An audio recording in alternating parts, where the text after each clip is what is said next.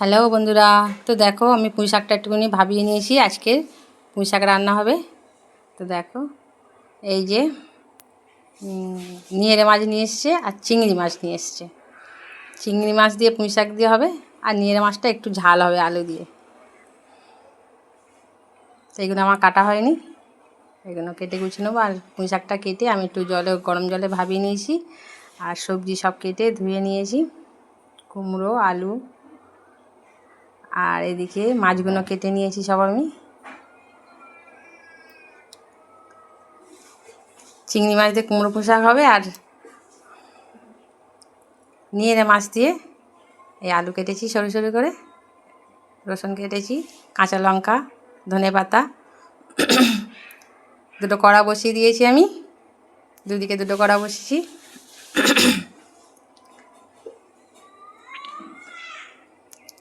একদিকে আমি চিংড়ি মাছটা একটু ভেজে নেব।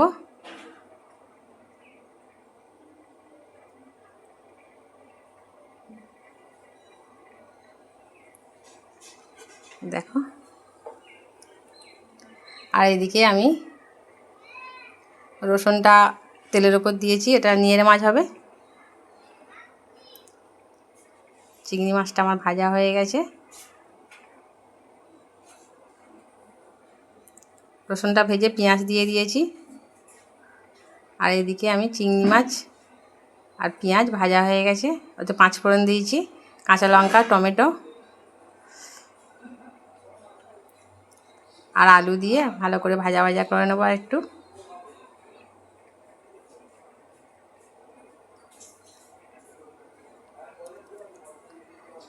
আর এদিকে এইগুলো সব আলু টালু দিয়ে একটু ভালো করে ভাজা করে নেব। আগে পেঁয়াজ টেঁয়াজগুলো ভেজে নিয়েছি।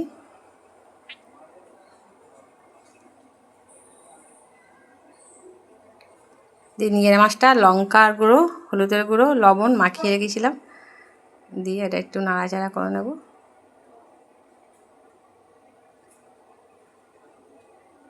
আর এদিকে কুমড়ো, আলু একটু ভাজা ভাজা করে তারপর পুঁই শাকটা দেবো। আর নিয়ে মাছটা আমি এইদিকে ঢাকা দিয়ে দিয়েছিলাম, জল দিইনি, নিয়ে মাছের জল বেরিয়েছে। আর পুঁই শাক কুমড়োটা একটু ভালো করে কষে নেব।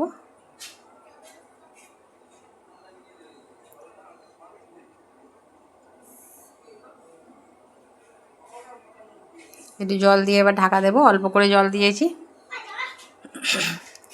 আর নিয়ে মাছটা আমার প্রায় হয়ে গেছে, এবার ধনেপাতা দিয়ে দেবো এতে, দিয়ে আর একটু ঢাকা দিয়ে দেবো। আর কুমড়ো পুঁই শাকও আমার হয়ে এসছে।